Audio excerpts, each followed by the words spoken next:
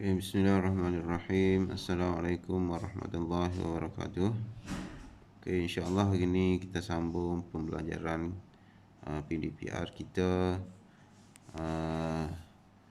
pada tajuk pertanian boleh membekalkan bahan mentah. Ini tajuk ni pertanian boleh membekalkan bahan mentah. Tajuk ni untuk menjawab soalan bagi tugasan 1 soalan bagi tugasan 1 ni tajuk ni untuk menjawab soalan bagi tugasan 1. Kita tengok pertanian membekalkan pelbagai bahan mentah untuk diproses dan menghasilkan bahan-bahan lain. Tengok hasil pertanian untuk sektor industri. Bidang pertanian ni sebelum ni kita telah belajar ada dua bidang pertanian. Satu ialah tanaman, yang kedua ialah ternakan. Ini bidang pertanian. Kalau sebut pertanian, dua bidang ni, tanaman dan juga ternakan. Bahan mentah dia contohnya beras. Beras ni bahan mentah dia contoh hasil akhir. Beras ni akhir dia boleh jadikan nasi. Kita masak jadikan nasi. Itu contoh hasil akhir. Bahan mentah getah. Akhirnya boleh dibuat tayar, sarung tangan dan juga kasut. Kasut ni kasut getah lah. Kasut boot dan sebagainya. Bahan mentah kelapa sawit. Contoh hasil akhir boleh dijadikan minyak sawit dan juga margarin.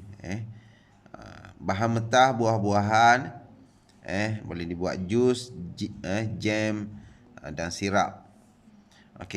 Manakala biji kopi boleh dijadikan serbuk kopi, daun teh boleh dijadikan serbuk teh, biji koko boleh dijadikan coklat dan minuman. Maksudnya minuman yang bercoklat. Itu dalam bidang tanaman. Manakala bidang ternakan, contoh bahan mentah ialah susu. Susu contoh hasil akhir iaitu boleh dijadikan susu, UHT dan juga aiskrim. Kulit. Bahan mentah kulit boleh dijadikan beg, boleh dibuat beg, kasut dan juga tali pinggang. Bahan mentah daging boleh dibuat daging burger, nugget, sosis dan sebagainya. Dan yang terakhir ialah bahan mentah telur, boleh dijadikan telur masin. Dengan telur juga boleh dibuat kek dan juga biskut. Ini contoh bidang tanaman dan juga ternakan, serta bahan mentah hasil daripada tanaman dan ternakan untuk dijadikan hasil akhir. Maksudnya bahan mentah ni kita kita jadikan yang ni. Maksudnya ada bahan mentah ni boleh kita terus makan, ada yang diproses dan dijadikan bahan-bahan ataupun benda-benda yang boleh kita gunakan. Itu untuk menjawab tugasan yang pertama. Tugasan 1 ni berdasarkan kepada tajuk yang saya jelaskan tadi. Awak suaikan suaikan bahan mentah sebelah sini bahan mentah, yang ni bahan akhir dia. Manakala tugasan yang kedua, tugasan yang kedua ni, senaraikan bidang pertanian yang berikut. Contohnya bidang tanaman. Satu bidang tanaman, yang kedua bidang ternakan. Contoh bidang tanaman saya bagi satu contoh. Contohnya kelapa sawit. Kelapa sawit. Manakala bidang ternakan ialah kambing, maksudnya bela kambing. Itu contohnya. Awak senaraikan di sini. Senaraikan contoh tanaman dan juga ternakan. Ni dalam buku ni tajuk dia. Boleh rujuk pada ni lah. Bidang-bidang dalam pertanian. Terdapat dua bidang dalam pertanian, iaitu tanaman dan ternakan. Bidang tanaman, antara tanaman yang boleh ditanam, contohnya buah. Di sini ni gambar buah betik. Yang kedua getah. Yang ketiga kelapa sawit. Yang keempat sayur. teh, padi, kelapa, koko, lada hitam, dan banyak lagi lah. Ini sebagai contoh saja. Ini sebagai contoh.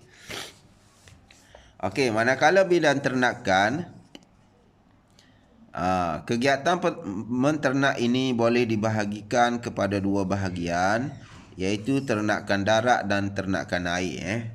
Ternak binatang ni ada dua jenis dalam bidang pertanian. Satu kita ternak di darat, satu ternak di air. Antara haiwan yang diternak di darat seperti lembu, kambing, kerbau dan ayam. Manakala ternakan di air seperti ikan, udang, kupang dan kerang pula diternak di air. Maksudnya bidang ternakan ni ada ternak di darat seperti lembu, kambing dan sebagainya, dan juga ternak di air seperti udang, ikan dan sebagainya. Okey, contoh ternakan di darat: lembu, kambing, kerbau, ayam. Contoh ternakan di air: ikan, udang, kupang, kerang. Ikan ni berbagai ikan lah, macam-macam lah ikan ni. Ada ikan keli, ikan tilapia, ikan macam-macam lah, ikan siakat dan sebagainya. Okay. Jadi tajuk yang ini boleh rujukan untuk menjawab tugasan yang kedua.